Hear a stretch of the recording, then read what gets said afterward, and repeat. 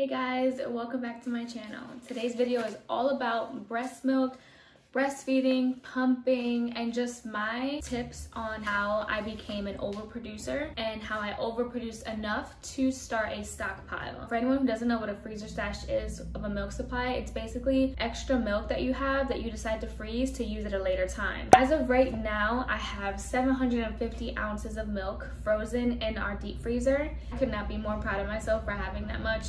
I made it to 600 ounces with Goose, so this is definitely a milestone for me. I'm saving all of this milk because with Goose, I had to stop at 6 months. I overproduced so much that I started losing weight too fast. By the time he was 6 months, I had dropped already 25 pounds below my pre-pregnancy weight, and I just looked really unhealthy. I wasn't taking care of myself. I wasn't eating enough to produce, and therefore it was literally sucking everything out of me. It was crazy how skinny I got that I had a gap in between my thighs. I haven't had a gap in between my thighs since I was like 13 years old. This time around, I'm really hoping to last longer, but in the event that I can't last longer, I now have my milk supply stash. For this specific video, I just want to give my 5 top tips on how to create a stash and how to increase your milk supply so that way your baby is full and you have some extra for a rainy day. One thing before I get into the tips, when you first have your baby and you're in the hospital, do not drive yourself crazy if they're not latching correctly right away,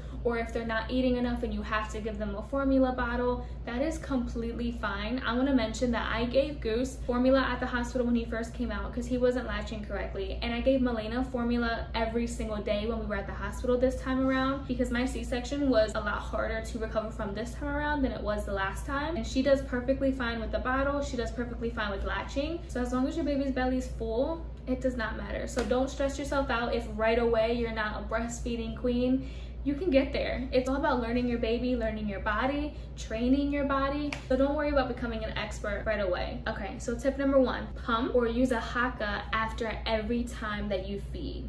This is a haka, so it's basically just like a suction cup. If you don't like the pump, this is definitely a great alternative to catch any milk that might fall out while you're feeding on the other side. It just suctions up on your nipple and it stays there and it catches any fallout. With this alone, I've seen women create a stash with just the milk that they would have lost from just leakage, which is crazy because that means you don't have to do anything extra. You're just saving milk that otherwise would just drip out. So I believe this is only like $13, $14. I'm not sure. I'll definitely put the price up. Got this one on Amazon. I don't use it. I'm sad. I didn't use it for Goose because I didn't know about it. And this time around, I really wanted to use it so that way I didn't have to pump as much. But unfortunately, I need an extra strong suction to like get the milk out. I'm gonna save it, wash it up, and see if, I can give it to somebody else. So if not the haka, then you would need a pump. I love this pump so much. First of all, because it's portable. You charge it and the battery on this thing will last me an entire day worth of pumping and more, a little bit more, like the next day. And I'll just charge it at night while I'm sleeping now, and then it's good to go and I can pump anywhere. And I'll just be holding the one side and I'll walk around with this in my pocket or something. They do have like the little clips that you can clip to your belt. I don't have that. I just put it in my pocket or I put it in my shirt. I can pump on the go.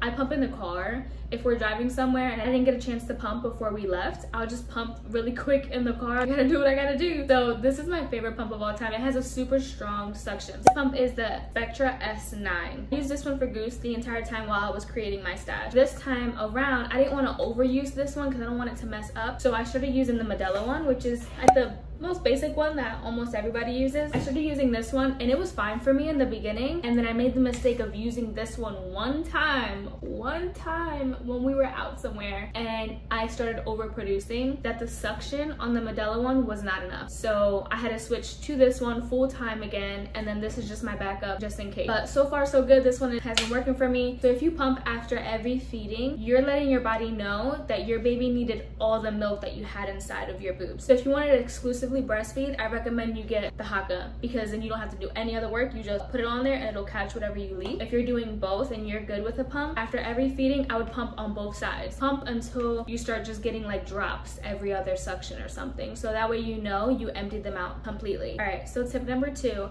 is make sure you have the right flang size. So if you are exclusively pumping, or if you're pumping after your baby feeds, if you don't have the right flang size, it could cause your nipples to crack, or it'll just be really, really painful when you pump. It doesn't look comfortable, it doesn't feel comfortable, then that means you have the wrong flang size. Flang sizes range from 24 millimeters to 40 millimeters. So it depends on what size your boob is or what size your areola is, and if you have inverted nipples or if you have elastic nipples. All that stuff comes into play determining your flang size. So I have 3 here. This is like the standard size. If you're a little bit more on the smaller size, and you would want to use this one. So this is a 24 millimeters, so it's pretty small. And then these 2 are 27 millimeters. I'm good with the 27 millimeter, but I just didn't like that it was hurting my boobs around this plastic area here. So I went on Amazon and I found one that actually had this, which is a little bit of silicone on the side, so whenever it did suction up, it wasn't causing any pain around the end of my boobs. I feel like the shape of this one definitely helped more than the circle, because if you have a little bit more bigger boobs, they kind of like, it's just,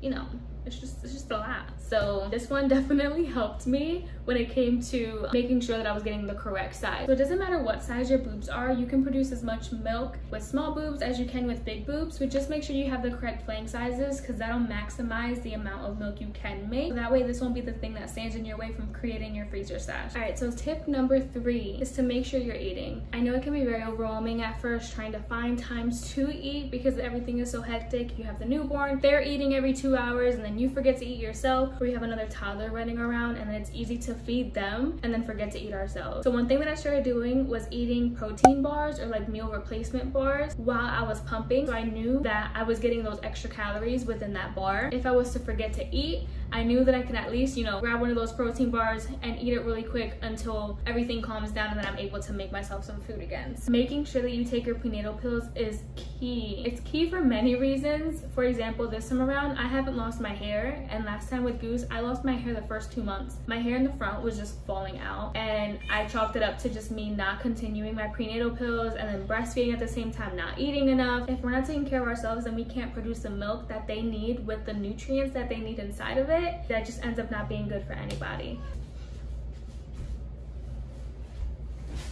All right, so we have a special guest. Say hi, Milena. You woke up from her nap, but it's okay. All right, so tip number 4 is staying consistent with your pumping schedule. So making sure that you empty out your boobs every single time that they feed is key, because that tells your body that you need that milk and you want to keep producing that milk and some. There's a thing called power pumping, which is if you want to produce more milk, then you would just pump an extra 5-10 minutes after they eat or after your normal session would end. So for example, I pump for 7 minutes. So if I wanted a power pump, I would pump for 5 to 10 more minutes every single time for like the next 3 days. And it'll tell my body, okay, she needs more milk, so we need to make more milk.